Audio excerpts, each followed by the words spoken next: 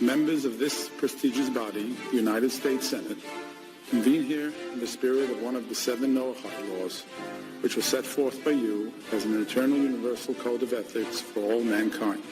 Are non-Jews obligated to keep the 7 Noahide Laws? Well, every person in the world has to keep the 7 Noahide Laws.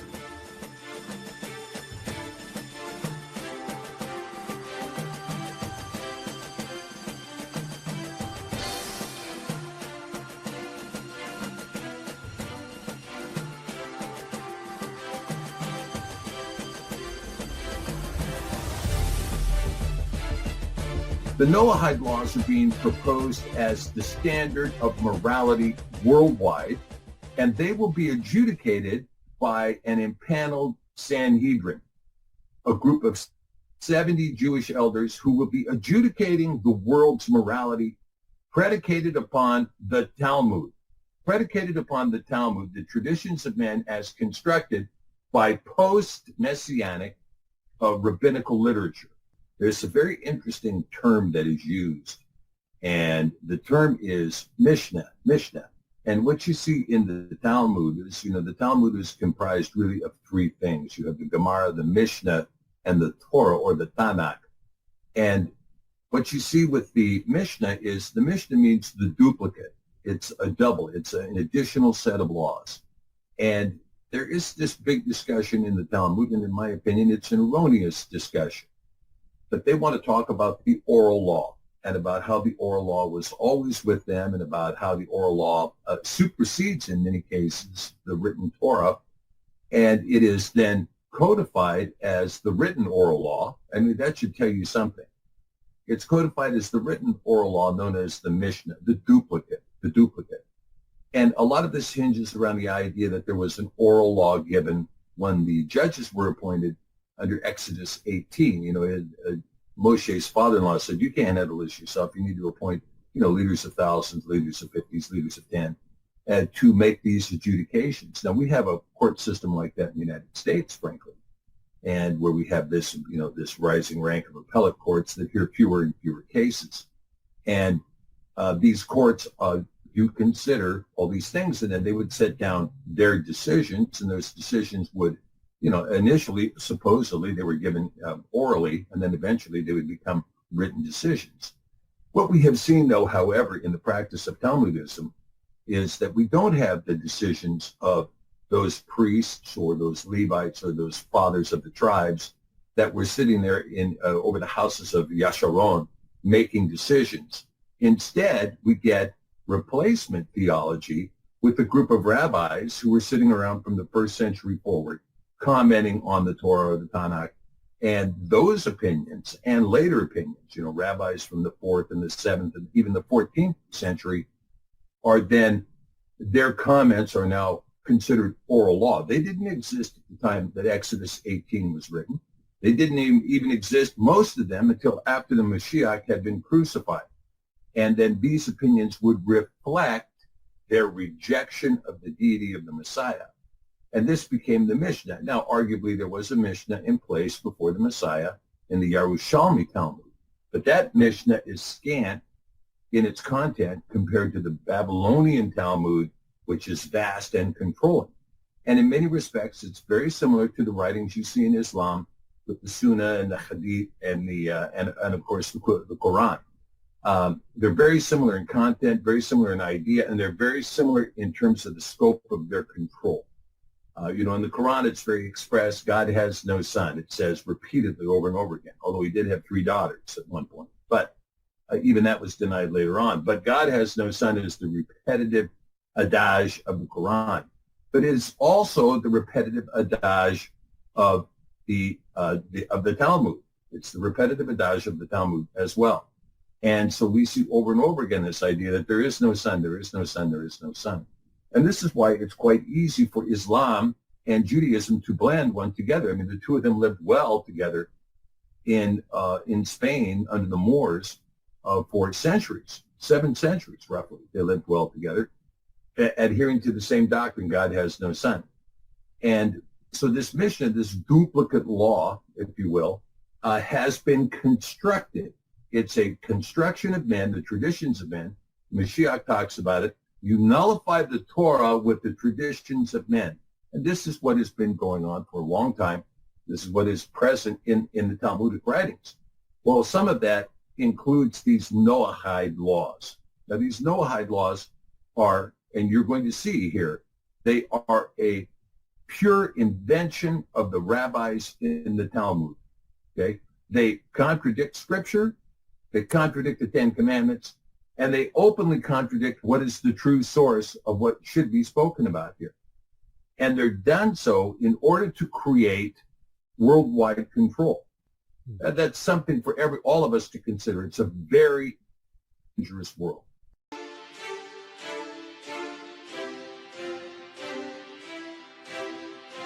The truth is that we have the Ten Commandments, the Ten Devarim, which were written by the finger of Yah himself. And he said, this is my covenant between me and you. Do these and live in them. Do these and live in them. These Ten Commandments were revered all over this nation. There's been many placements of the Ten Commandments at courthouses and in town squares and so on and so forth. They're constructed in the overhead of the United States Supreme Court. They were the standard and the basis of all foundational law in the United States, the Ten Commandments.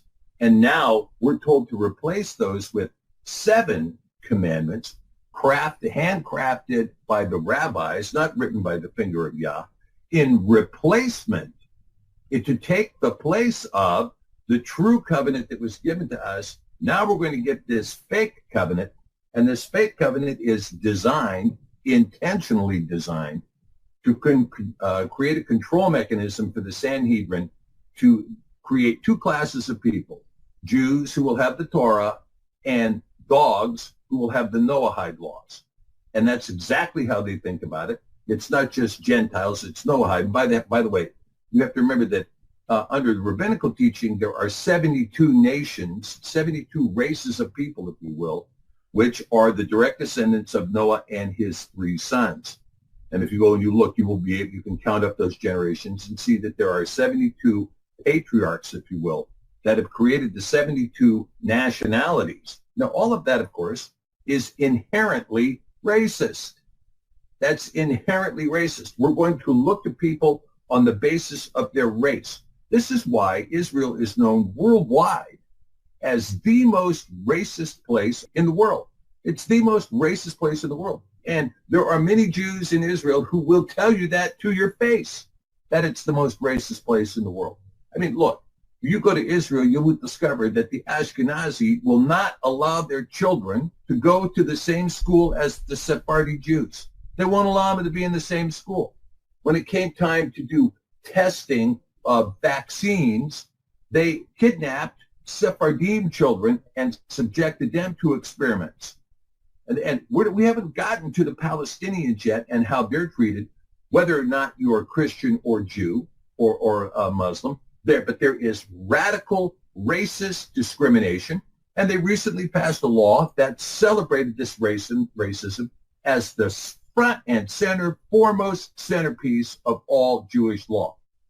Okay, so let's just cut to the quick here and admit that Israel is established and founded upon intrinsic racism. Intrinsic racism. And when you're talking about we're going to adjudicate the world predicated upon the 72 races, I don't know how that's not a racist diatribe. It's certainly racist. But when you look at the Ten Commandments given to us by Yahweh, written with his own finger, there's no racism there. There's no distinguishing between this person and that person. The Torah, and the Torah is very express about this, was given to all of the house of Yasharel and all those who sojourn with them. That is to say, anyone who wants to be under the Torah is under the Torah. Okay? You can't just, I'm going to hang out with you, but I'm going to do my own thing. You know, it's like immigrants that come to the United States. I want to be an immigrant. I want to live in the United States, but I demand my own language. I demand my own customs. I demand my own politics. Baloney. If you're going to come to the United States, join our system. Sojourn with us. Take our customs unto you and become one of us. Then our Torah applies to you. It's the same thing with the Torah of Yahweh. The Torah was given to all of the house of Yasharel and all of those who willingly sojourn with them. Who willingly sojourn with them. That's just the truth of it. And not only does it rob the entire relationship, but it forecloses the truth of the Messiah and his redemptive work. Completely forecloses it.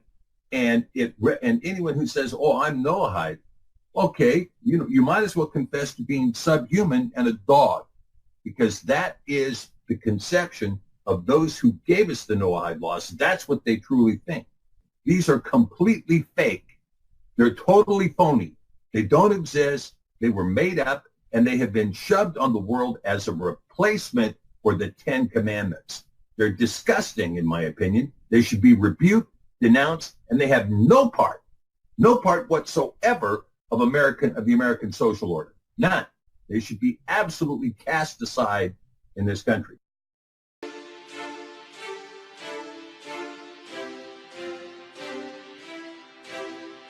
All right, let's start and see how bad they are, right? Okay, so first of all, you see our first slide where I'm kind of introducing the New World Order's logo. And so what we see here is we see a combination of things. We see the Pope's new insignia, which is really the eye of the serpent.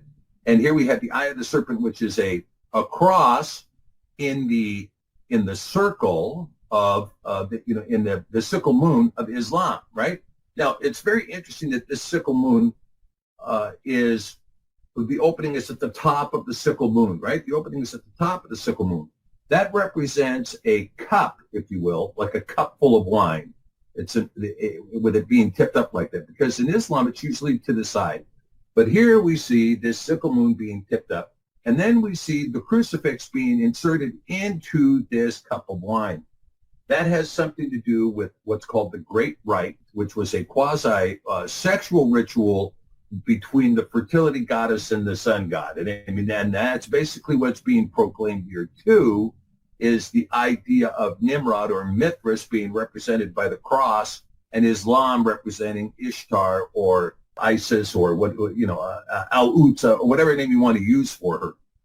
And so you see the combination, and between the two of those, this showing the great rite, the great ritual sacrifice, which would later become sacrificing the seed to Molech, sacrificing the children to Molech.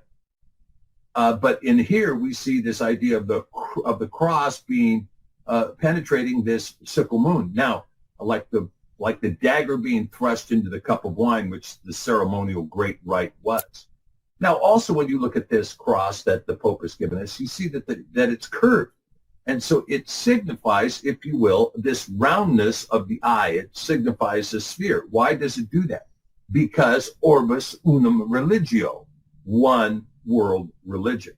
Now people say, oh, well, that was just an agreement between the Catholic Church and Islam, which it was, took place in Abu Dhabi just recently to celebrate one world religion. However, 2 years ago, they had this Mecca Dishkat, or whatever, Mecca Dishkat, I think is what they call it in Israel, which was a marriage between Zionism and Catholicism, a marriage between Zionism and Catholicism. And so the Chabad Lubavitch sits at the table with the Vatican. They have a place at the table in the Vatican, okay? So this is why the Star of David, minus the Vav, there's no Vav in the Star of David, is celebrated in Israel, because there's no Mashiach. You have the two Dalits of the name of David, but there is no Vav in the middle to celebrate Mashiach, the Mashiach who sits on the throne of David, the Messiah who sits on the throne of David. Okay, but this eye here, this Vatican eye that sits in the middle of the logo there, sits in the eye of Horus. Why does it sit in the eye of Horus? Because the Vatican is built upon Egyptian religion. It's built upon the Egyptian religion. And we know this because they have incorporated Mithras. They have incorporated Osiris and Iris and Horus. I mean, there's no question. When we look at the deal of the IHS, we saw that it was, Isis, Horus, Set. And that whole relationship, that trinity, is the trinity that is exalted by the Vatican. And that is Egyptian in its nature. That's why there's an Egyptian obelisk in the center of St. Peter's Square, which is not square, but rather round. You see all these Egyptian symbols because the Vatican sits on top of Egyptian paganism. And this is why this serpent eye, that is this new logo of the Pope, which represents the great rite of sacrifice, of plunging the dagger into the cup of wine, the sacrifice and the rite and the ritual between Ishtar and Nimrod. And it's in the eye of Horus, sitting on top of the Egyptian status, and is backed by the Star of David minus the Vav, okay? Because it represents a combination of Islam, Judaism, and Catholicism. Catholicism is, and most particularly now, is self-asserted as the head of the serpent. And this is the eye of the serpent represented there. And so what we see is we see two statements: Orbis Unum Religio, one world religion, and Novus Ordo Secularum, new world order. Part of the way I wanted to label this particular report had to do with the idea that this is just part one of one world government, okay? This particular part of the one world government is the part that believers need to be concerned with, because we need to know what the Noahide laws are and what their basis is and whether or not they have any relevance in our life. But this is what is taking place here as part of the one world government, is the establishment of the judicial branch of the one world government. Now, the push that is on right now, and it's a push that is becoming wildly successful, is to make the nascent Sanhedrin, a group of 70 elders in Judaism, together with their 24 acolytes, the judiciary, the worldwide judiciary, to replace the UN Council. The UN, the UN judiciary is essentially a facade anyway. It doesn't function at all, or very little. It has no teeth, and it rarely has sets any precedent. So the nascent Sanhedrin have said, we will be the worldwide judiciary. We will be the worldwide judiciary, and we will rule predicated upon the Noahide placement. Now, what does this mean? It means two laws. The Torah, as defined in the Talmud for confessions of Judaism, those who are in Judaism, they will be adjudicated under the Talmud. The rest of the dogs out there, the second-class citizens, the lumpen proletariat, me and you, we will be adjudicated under the Noahide laws according to the nascent Sanhedrin. And they claim that this is moral. They claim that they are the moral authority and that the Noahide laws are moral. Okay, so what are the Noahide laws? The Noahide laws, the so-called 7 laws of Noah, are Jewish supremacist laws from the Babylonian Talmud and command non-Jews to set up courts which are at least theoretically supposed to execute non-Jews who do not follow Jewish stricture. Radical Jewish organizations declare that the Noahide laws are laws which all people of the world are obliged to follow. Said who? Some rabbi out of the 14th century? Said who? Who elected him? These organizations declare that the Noahide laws are mandatory for all nations and that we must all submit to the one true God of the Jewish Talmud and no other. You see, it's not the one true God. It's one true God as we declare to be.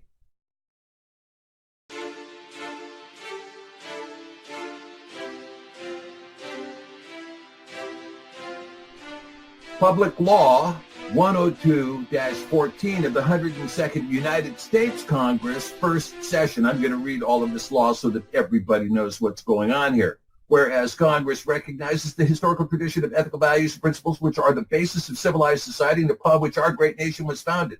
Our great nation was never, ever founded on Noahide laws. Never. Not ever. Whereas these ethical values and principles have been the bedrock of society from the dawn of civilization. That's a bald-faced lie. The Noahide laws didn't exist at least until the 1st century BC, and I doubt they were there present even then. And when they were known as the 7 Noahide laws. Okay, this is just categorically false. It's a bald-faced lie. It's a bald-faced lie. You go to the Dead Sea Scrolls and pull me up a copy of the Noahide laws. Go anywhere in the Tanakh and pull me up a copy of the Noahide laws. You're not going to find it. They don't exist in the Tanakh. They don't exist in the Torah. They exist only in the rabbinical opinion in the Talmud, period. They were not the foundation of civilization. They didn't exist from the dawn of civilization. Next paragraph. Whereas without these ethical values and principles, the edifice of civilization stands in serious peril of returning to chaos. Oh, you mean without class distinction between Jews and dogs? Unless we have that class distinction, we're all going to fall into chaos. Is that what the deal is? Next paragraph. Whereas society is profoundly concerned with the recent weakening of these principles. Recent weakening? Like what? Are we having a huge prevalence of people cutting off the limbs of animals and eating it and leaving the animal alive? Show me where it's weakening. How about some research to establish this? That has resulted in crises that beleaguer and threaten the fabric of civilized society. Yeah. Slide 4. Whereas the justified preoccupation with these crises must not let the citizens of this nation lose sight of their responsibility to transmit these historical ethical values from our distinguished past to the generations of the future. Baloney.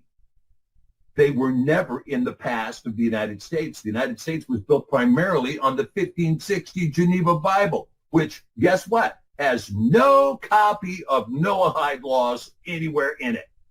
They don't exist in the 1560 Geneva. They didn't exist in any of the Supreme Court decisions in this country. There is no precedent established in any of the court reporters prior to 1940 about any Noahide laws anywhere. You're not going to find them. Whereas here we go, next paragraph. Whereas the Lubavitch movement has fostered and promoted these ethical values and principles throughout the world. Okay, Chabad Lubavitch, the organization that sits at the table with the Vatican, the organization that's responsible for really a violent enforcement of Judaism and violent retaliation around the world. The group that was the brains behind the organization of Zionism and the creation of the nation of Israel and the creation of the Holocaust, not genocide, of 6 million of their brethren to accomplish the task. Chabad Lubavitch. Yeah, but in this public law here signed in the United States, we're going to say the Lubavitch movement has fostered and promoted ethical values and principles throughout the world. Like what? Holocausts? Like what? A racist Zionism in Israel? What have they promoted that's ethical? Okay, and then here, let's continue with the next paragraph. Whereas Rabbi Menachem Mendel Schneerson, leader of the Lubavitch movement, is universally respected and revered, and his 89th birthday falls on March 26, 1991. Oh, he's universally revered, is he? Here, I'm going to say this to you, the same thing I tell the Russians when I tell the Russians, Christos Voskres, Lenin Yeshua Segradnitsia. Christ has risen, Lenin's still in the tomb, Schneerson's still in the tomb too.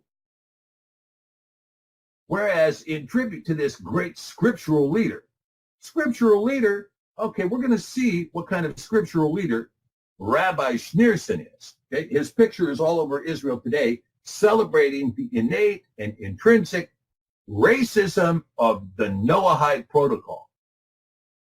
Whereas in tribute to this great scriptural leader, the Rebbe, his 90th year, will be seen as one of education and giving, the year in which we turn to education and charity to return the world to the moral and ethical values contained in the 7 Noahide laws.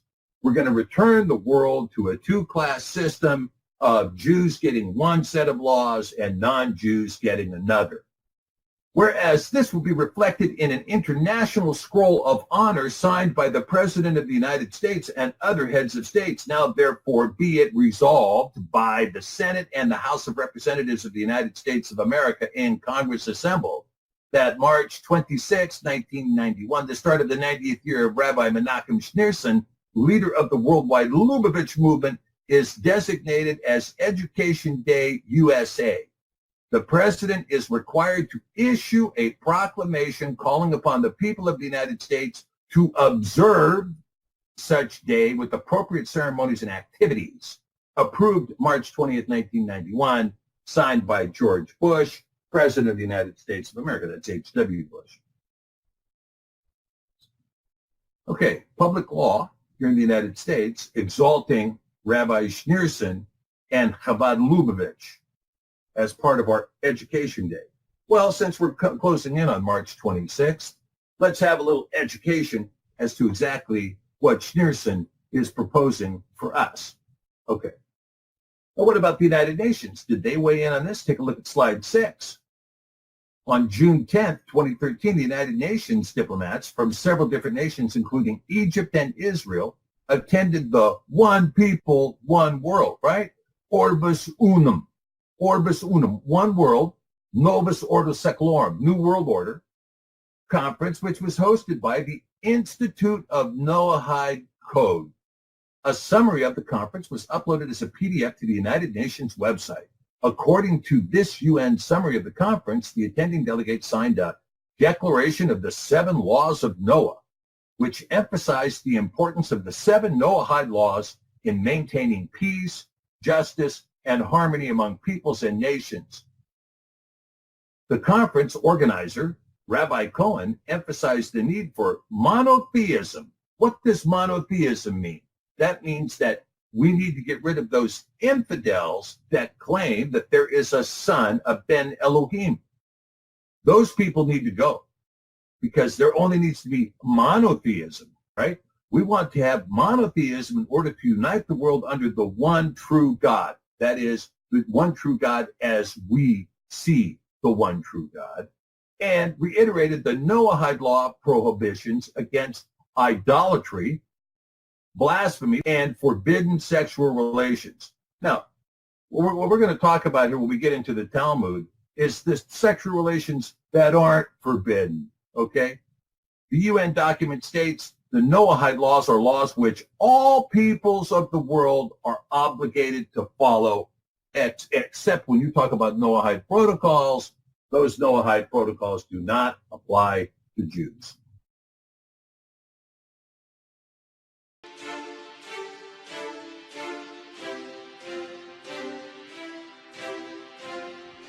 Okay, so let's talk about Rabbi Menachem Schneerson.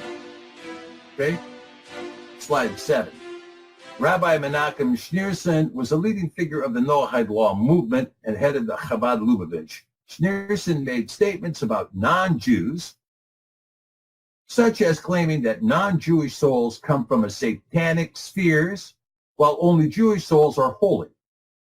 In the book Jewish Fundamentalism in Israel, written by secular Israeli activist Israel Shahak and American professor Norton Mezvinsky, Rabbi Schneerson is quoted about non-Jews being satanic, saying that non-Jews and Jews are of a different species and that non-Jews are indeed satanic.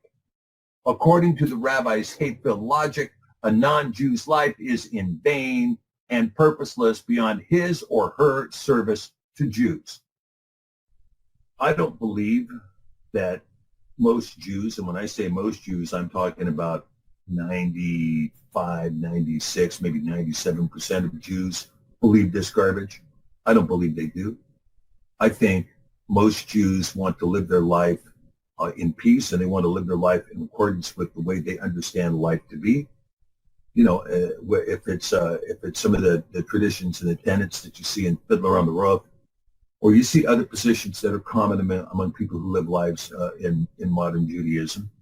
Okay, let's celebrate that. I mean, the diversity is good. The diversity of opinion is good, and let them live as they see fit to live. But don't come to me and call me second-class citizen or the seed of Satan or less than human. I'm not going to put up with it. I don't put up with it when African Americans are called less than human. I don't put up with it when Jews are called less than human, and I'm not going to put up with it when somebody calls me less than human. It's not going to pass muster. If you have human DNA, you are human, and you have an equal right to all the laws, including the entirety of the Torah, which we're going to see. Okay. Let's take a look at slide 8. We'll get a description of these Noahide laws. What are they? Okay. Slide 8, the Noahide laws. These are good. These are, in a rabbi's opinion, not in the Torah. These do not exist in the Torah. They were created by rabbis in the Talmud. And this is their opinion that we're supposed to say, oh, these 7 are morally superior to the 10 commandments. These 7 are morally superior. These are the ones that everybody in the world should follow, not the 10 commandments that were handwritten by Yah. We should follow these handwritten by a rabbi, right, who rejected Messiah expressly. And here they are. Noahide number 1. Idolatry is forbidden. Man is commanded to believe in the one God alone and worship him only. Now, what this means is that all of those people who say, well, I believe in the Holy Trinity, you're an idolater and deserving of decapitation. Okay, period. You want to say that? Great. Under this law, you're deserving of decapitation.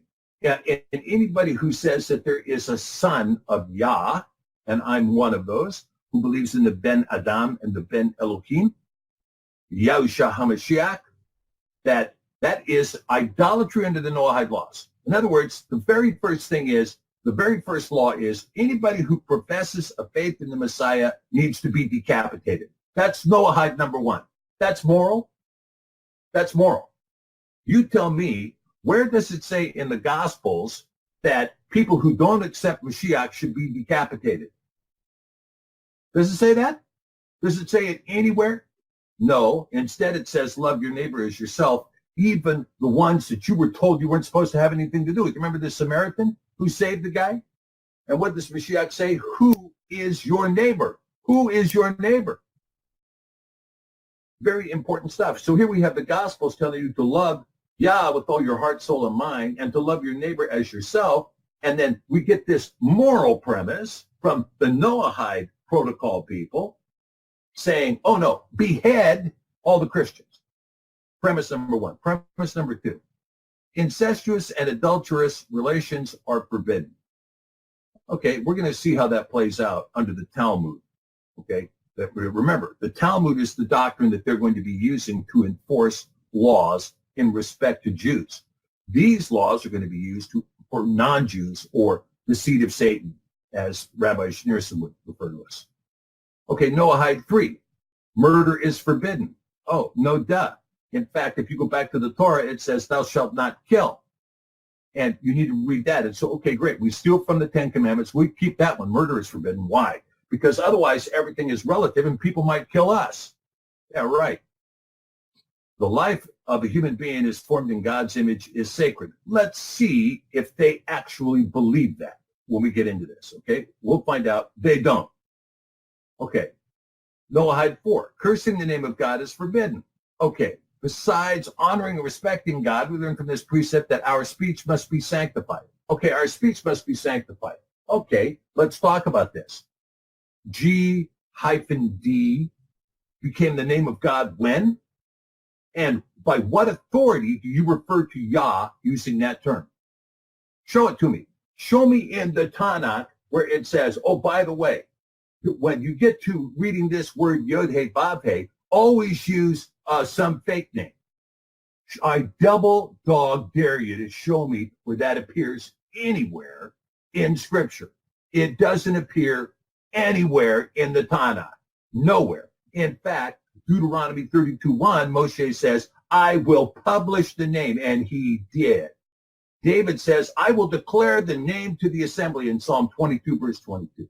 Mashiach, Yahushua, says in John, the Gospel of Yahuchanan, chapter 17, verse 26, I have declared your name unto them and will declare it. Those who call upon the name of Yahweh shall be delivered. You show me where it says, thou shalt not ever pronounce the name and shall replace it with G-D. And how is that not cursing his name? How is it not cursing when you refer to your creator as, hey, what's his name? Hashem. That's not cursing him? It is cursing him. But you're going to determine what could come out of my mouth predicated upon some rabbinical edict created by an Amalekite, Akiva, and is going to be enforced against the world in order to stop my relationship with my creator, who breathed his name into my nostril and has called me to declare his name back to him. How dare you stand in between that? And by the way, if you do pronounce the sacred name under this Noahide law, guess what? Decapitation for you. Decapitation for you. Okay? Because this moral code here, the Noahide laws, are loving and kind. They demonstrate how to love your neighbor by decapitating him. Okay. Let's go to Noahide number 5. Theft is forbidden. Yeah. Well, we'll talk about how transient that is. Noahide number 6. And of course, thou shalt not steal is one of the 10 commandments. Noahide number 6. Eating the flesh of a living animal is forbidden. Well, I know this goes on all over the place, right? I mean, they're doing that in China, right? No, I can't think of a single instance that I know of anywhere on earth where people do this. But they want to make sure that this is in the moral code. We'll talk about why here when we get into this. Number 7, mankind is commanded to establish courts of justice and a just social order to enforce the first 6 laws and enact any other useful laws or customs. Okay. Well, look, I have a bachelor's degree in criminal justice. And, when I took my first justice class, Intro to Justice, the professor got up and said, okay, let's ask the question and let's get an answer from you, minds of mush. What is justice? What is justice? Now, I think simply justice is getting what you deserve, right? As Nathaniel Brandon used to say, do whatever you want, then pay for it. Then pay for it. Getting what you deserve. We don't want what we deserve. We want mercy. We don't want justice. We want mercy. But these guys say, oh, no, we want to establish courts of justice to give people what they deserve and a just social order. Well, when you talk about to give people what they deserve, I guess justice is in the eye of he who dispenses it, is it not? One of the seniors in that class, when it got around to him, we all said, oh, yeah, justice, getting what you deserve. Justice is this, justice is that, blah, blah, blah. Then we read Aristotle, and we read Plato, and we read, Jeremy Bentham, and John Stuart Mill, and on and on and on and on and on the list went. But the fact is when you talk, the senior looked at us and said, justice is punishment. That's what his definition of justice was. I think he went on to become a prosecuting attorney. Anyway, they're saying, you need to establish courts to enforce these 6 Noahide laws. That is to say, you need to put together enforcement bodies who will behead Christians for believing in the Son and who will behead those people who say the name of Yah publicly. Right? We need to get those courts formed. And then, of course, we'll be the Supreme Court, the nascent Sanhedrin. We'll be the Supreme Court, and we'll adjudicate that stuff over them. All right.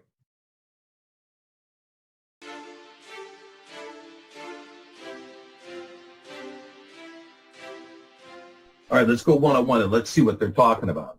Okay, Noahide 1. Idolatry is forbidden. Okay? Man is commanded to believe in the one God alone, worship him only. This is in slide 9. Under the Talmud, followers of Mashiach are idolaters deserving of death by decapitation. Okay, let's see if that's right. Sure it is. Followers of Mashiach cry out from hell. That's in the Babylonian Talmud, Avodah Zarah, 17a. Following Mashiach is graver than incest. Babylonian Talmud, Avodah Zarah, 17a. Balaam was the name given to Yahusha. That's from the Sanhedrin, 106b, and get 57a. Yahusha was a sorcerer, corrupter, and a blasphemer. Babylonian Talmud, Sanhedrin, 106a. Okay, let's keep going. You see what I'm talking about? We have the Talmud telling us, labeling Mashiach as Balaam, the false prophet, and then describing him as a corrupter, a sorcerer, a blasphemer, and yes, Balaam is burning in hell, etc., etc. This is what the Talmud declares about believers in Mashiach. When you talk about anti-blasphemy laws, we have a First Amendment in this country that allows you to speak freely, right? It was Daniel Webster, who said, I may disagree with every word that comes out of your mouth, but I'll fight to the death for your right to say it. That's what the First Amendment is all about. It's about a free marketplace of ideas that is marked by free expression of speech, and the speech that is to be protected is the speech in particular that you don't like. That's the speech that has to be protected, the speech you don't like. But we already have an AI and this rising generation of techno-fascism that wants to limit your speech. You can't say that publicly. You can't use that word. You can't do this. You can't do that. You can't do the other thing. I have a First Amendment that says I can speak as I see fit, as long as I'm not screaming fire in a theater or enticing somebody to fight or purveying pornography. There's speech that or giving secrets to the enemy, right? There is speech that I have a right to say, even if people don't like it. But the Noahide laws are going to reduce that on. We're going to tell you what to speak, what to think, and how to feel. And there's a whole ton of laws that come with it. Europe has resisted for years, and the United States has resisted for years, the Islamic call to pass an anti-blasphemy law. Now, the Muslims want an anti-blasphemy law that does not allow you to make any derogatory comment about Muhammad or to depict his image anywhere or to criticize Islam. Now, there are already 25 states in the United States that have made it illegal to advocate boycotting Israel. It's a criminal act in 25 states. That's a form of blasphemy laws, okay? These blasphemy laws are extremely dangerous. I mean, imagine if we came out and we said, we're going to propose a blasphemy law that anybody who uses the old name Jesus Christ instead of Yahshua HaMashiach is engaged in blasphemy, subject to beheading, or subject to being criminalized and being adjudicated under the felony statutes of the United States. I mean, how about that? How about all of that? You know, if you have, it's who holds the hand of the blasphemy whip that determines what the blasphemy law is going to say. Now, Canada has enacted all kinds of hate speech codes, including a pro-Islamic blasphemy law in Canada. If you make certain statements concerning the LGBT community, for instance, or if you make a statement concerning Islam, you will be brought in front of the Canadian Human Rights Commission and you will be tried. And you can be massively fined and permanently enjoined from ever opening your mouth in public again. Okay? Blasphemy laws. I am absolutely opposed to any form of blasphemy law. They're anathema to the First Amendment. And the First Amendment is what this country is all about. It's the last freedom we have. And if we don't hang on to that one, then you and I won't be talking and doing any of these shows anymore.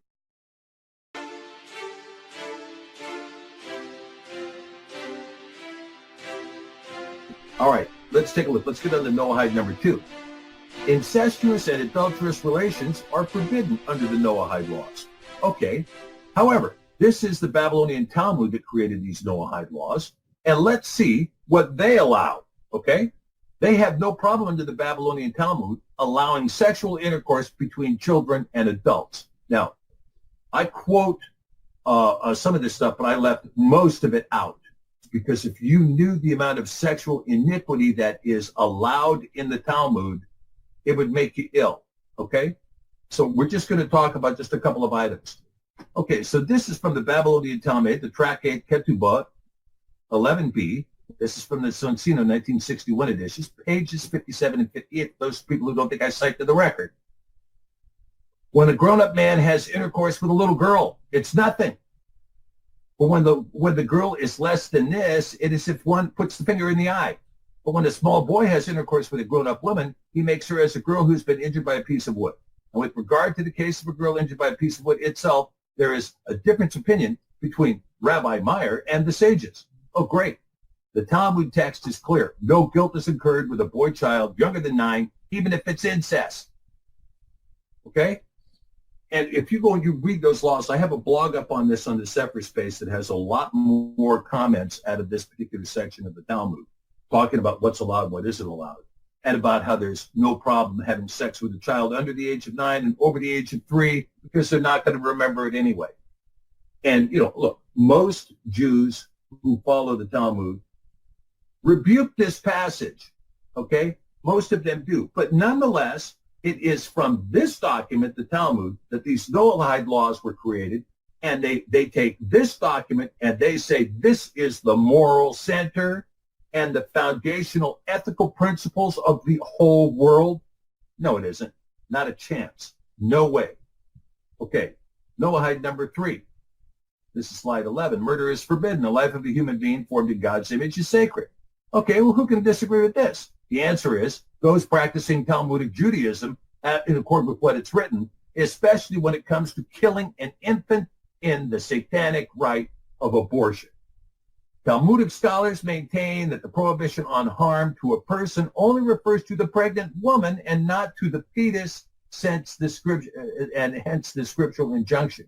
He that smites a man so that he dies shall surely be put to death, does not apply to the killing of a fetus. That's from, I don't know what it is, Mekhi Savi, edition Epstein Melamed 126, and the Mishpatim 8 from the Targum. Okay? So, I mean, here's the citations right here from the Talmud saying, oh, yeah, it doesn't, thou shalt not kill doesn't apply to the fetus. This is why it's no problem for the Chabad Lubavitch to advocate for abortion up until just before the child is born. And by the way, there is a distinguishment under the Noahide laws for children of the non-Jews or the seed of Satan.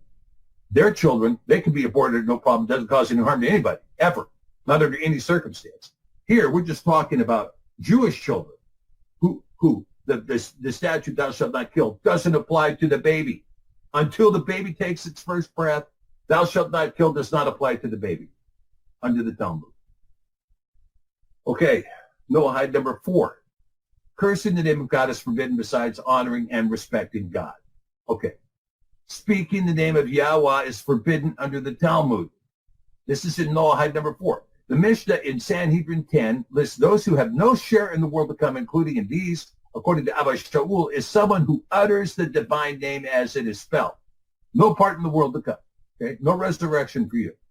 The Ramban's commentary, okay, the Ramban, 13th century, the Ramban's commentary on the Mishnah says, and likewise, one who pronounces the name of God, of course, God being, in my opinion, a curse word, with its letters, Yod He Vav He, which is the explicit name, or the Shem HaMefarash, and they have already mentioned things besides these that if anyone does them, he has no share in the world to come. Okay, let's go to the next slide, in slide 13, continuing on this same thing about pronouncing the name. According to Judaism 101, now let's listen to this. This is from Judaism 101. Nothing in the Torah prohibits a person from pronouncing the name of God. Bingo. Thank you for admitting it. That's an accurate and complete description. Indeed, it is evident from Scripture that God's name was pronounced routinely, and Josephus verifies this as well. Many common Hebrew names contain Yah or Yahu, part of God's four-letter name. Now, what is this? Judaism 101, saying that Yah and Yahu are part of God's name. Now, let's compare that to the people who want to advocate for Yehovah. Okay? The name was pronounced as part of the daily services in the temple, according to Judaism 101. You notice that Judaism 101 doesn't make any reference to the name Yeh or Yeho, right? You don't see that anywhere. You don't see it anywhere. It's readily admitted right here that Yah and Yahu were part of the sacred name. Okay, but the Mishnah confirms that there was no prohibition against pronouncing the name in ancient times. However, by the time of the Talmud, with the Babylonian Talmud they're talking about, it was the custom to use substitute names for God. And who created this custom? Rabbi Akiva, an Amalekite who convinced the Jews that he should be a rabbi. Some rabbis asserted that a person who pronounces the Yod He Vav He according to its letters instead of using a substitute has no place in the world to come and should be put to death.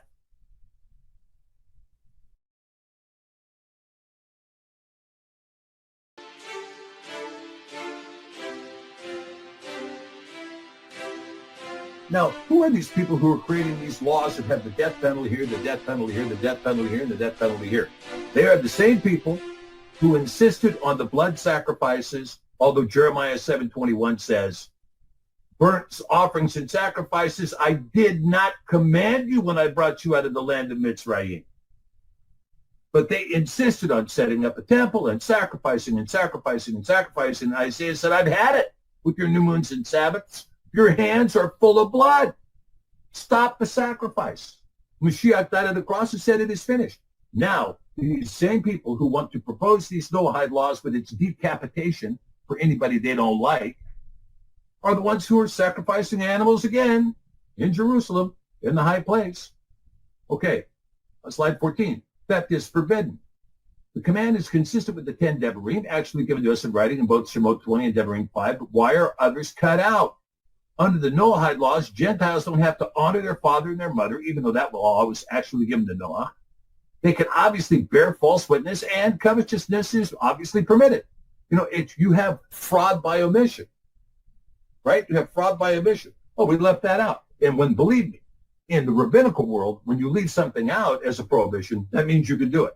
In other words, if it says no adulterous and incestuous relations, but we didn't say no sex with children is in.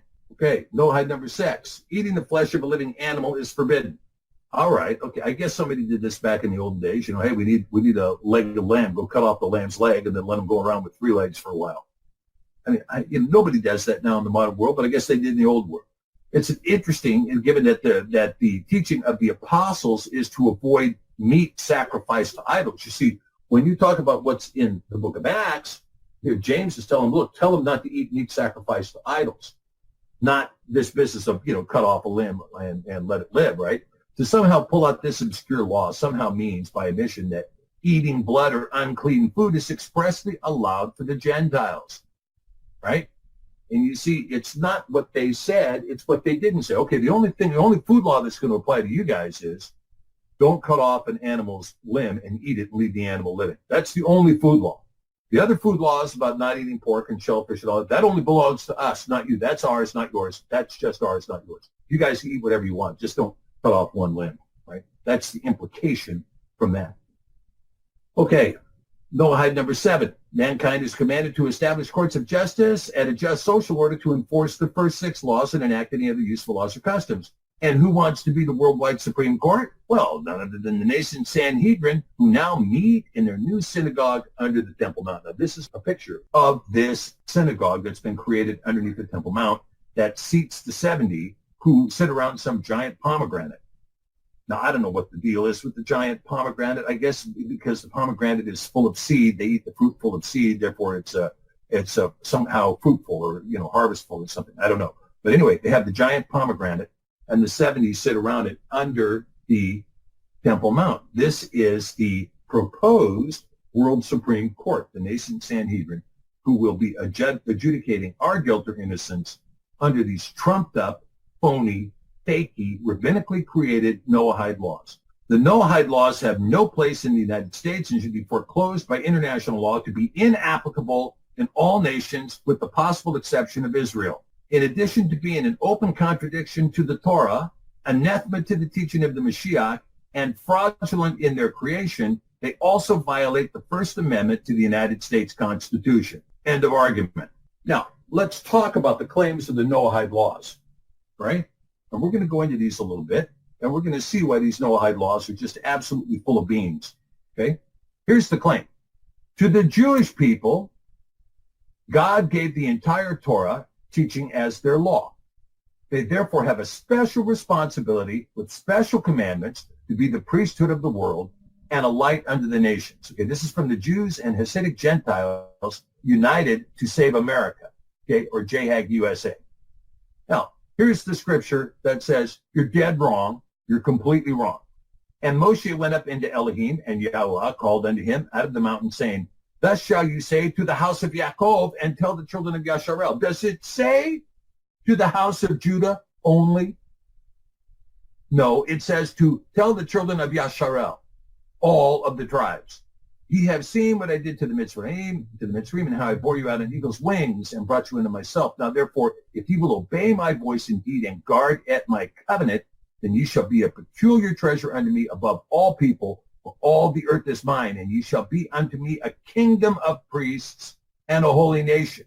These are the words which you shall speak unto the children of Yasharel. That's all of the children of Yasharel. That is to say, Ephraim is a king and a priest. Manasseh is a king and a priest. Asher is a king and a priest. Benjamin's a king and a priest. Shimon is a king and a priest.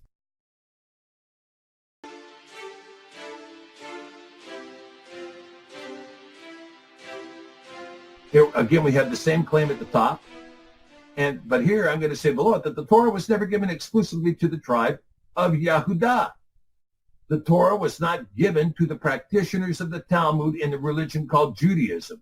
Since that religion did not form until the creation of the Yerushalmi Talmud, the Torah was not given to the Pharisees, the Parashim, the so-called children of Perez. For the same reason, the Torah wasn't given exclusively to the house of Yehudah, and the Torah was not given to the Yehudis, i.e. the citizens of the kingdom of Yahud, the kingdom of David and his progeny, because they didn't exist yet.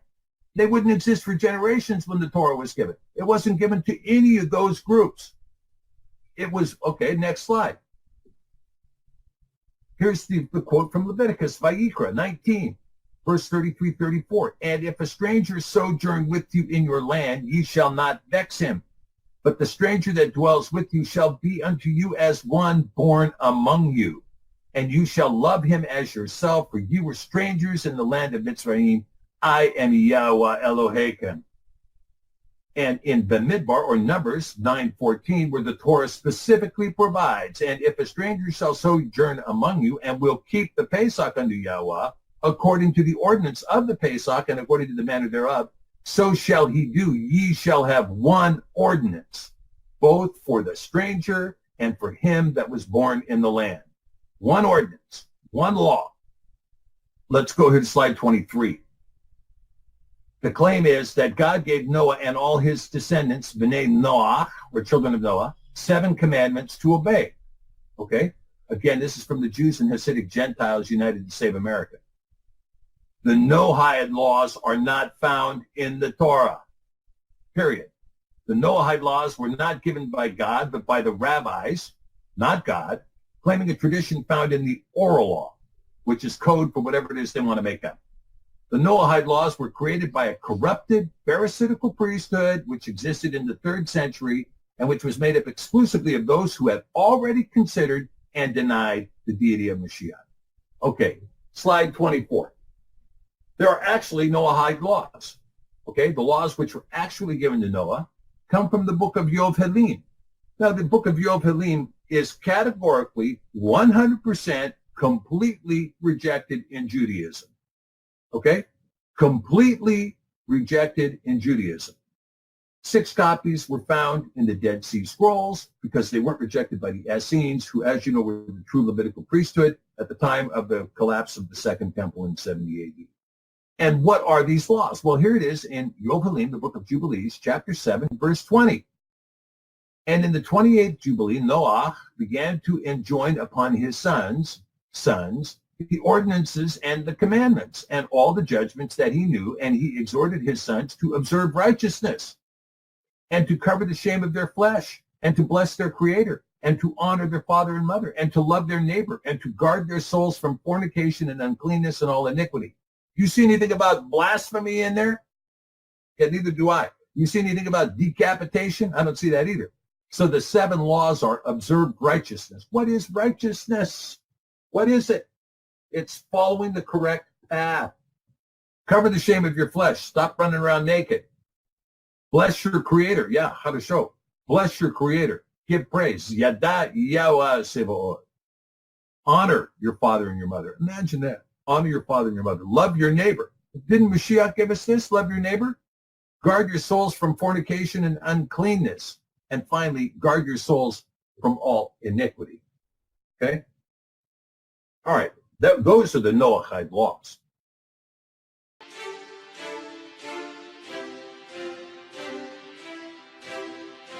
It is Antichrist and it's pseudo-moral. And the people that have looked at this, when the House and Senate passed this into a joint resolution, this joint resolution, everybody was buffaloed. Oh, yeah, this is moral. This looks moral to me. It looks good. It looks like ethical principles. Yeah, I mean, who can argue with thou shalt not kill? Looks real moral. Reagan even was buffaloed into believing these Noahide laws. But a closer analysis shows what these Noahide laws truly are. They're fake, they're phony, they're predicated on a lie, and they will create a 2-class system. And those who are not in the elite class will suffer egregiously at the whim and the discretion of the nascent Sanhedrin, who will behead you for a single word uttered. Okay? And of course, they have the facility and the capability to do this. I mean, they have, the guillotine is raising its ugly head as we speak, because people think the guillotine is the way to go. Well, yeah, I mean, the guillotine does work pretty effectively at the fish cannery if you're trying to prepare the fish. But when you're talking about beheading human beings, allow me to remind this world, okay, that this Chabad Lubavitch, which was, the chief sponsors behind Zionism, and Zionism was rising in the late 1800s as a movement, and that Zionist movement, when it joined with the Jesuits, moved with American money to overthrow the Tsar in Russia and to create a communist system that was run primarily by Zionist Jews. Joseph Stalin, Yosef Jugashvili, Vladimir Ulyanovich, who went by the name Lenin, and Trotsky, who was also, these guys were all atheist Jews. And, and under their tenure and under their leadership and under this promotion of communism, 100 million people were slaughtered in the last century by their own government. 100 million people. And of course, what we want to hear about, what the world wants to talk about over and over again, are the 6 million Jews that the Zionists want to call a Holocaust, a burnt offering, but the rest of the world should know as a genocide. And the 6 million Jew genocide done by Adolf Hitler and the Third Reich is worthy of condemnation, okay? As is the death of the other 17 million people they killed as well, worthy of condemnation, as is National Socialism worthy of condemnation, okay? All of that's worthy of condemnation. But let us not forget the 100 million that were slaughtered before that, and that they were slaughtered under the rubric that we need to have sacrifice. It was a rabbi, together with Jacob Schiff, who made the decision that the Tsar's family needed to be slaughtered in Yekaterinburg in 1960. And not just, you're talking about a guy and his wife and all their daughters and their young son. And not only did they shoot them to death in the basement of this building in Yekaterinburg, but then they dismembered the bodies and stuffed them down a well. The murder was so gruesome, the guys who committed the murder couldn't live with themselves. They couldn't live with themselves because of what had happened. But they were told, because the rabbi had made a decision, that a blood sacrifice was required in order to create the communist state desired by the Zionists, who were being promoted by Chabad Lubavitch and the Jesuits, to overthrow this czar and to, again, impose their idea of Noahide laws. At that time, they called the Communist Manifesto, right? They had a different name for the Noahide laws then, and they had a different Sanhedrin, the Komsomal. But ultimately, you still had a two-class system. You had the elites who were under the Talmud, secretly under the Talmud, secretly applying the laws they wanted to apply, and you had the lumpen proletariat, all of whom needed to die at random. And some of the deaths that were committed under communism. Come on, let's talk a minute, okay? Let's talk a minute. When Stalin wrote a letter to the mayor of Yekaterinburg and said, I need 6,000 more dead this month. I don't care who they are, just kill another 6,000 people. When the mayor of Minsk, Belarus, every Sunday would pick 250 people randomly, take them into the woods and shoot them. When Khrushchev, under the orders of Stalin, went into Ukraine and sequestered all of the crops, all of them, 100% of them for 2 years in a row, until Ukrainian mothers were saying, I have 5 children. The youngest one is not going to get fed because I only have enough to feed 4 people. And when the youngest one is dead, I'm going to die too. There were 10 million people who died in those 2 years in Ukraine. 10 million people in 2 years. They starved them to death. And they did it without any compunction whatsoever. Okay? Because you're something less than a human being. They knocked all the crosses off all the churches, and the people who were destined for the gulag were those who professed faith in the Messiah. Will they do it again? Let these Noahide laws come into fruition. That's exactly what you're going to see.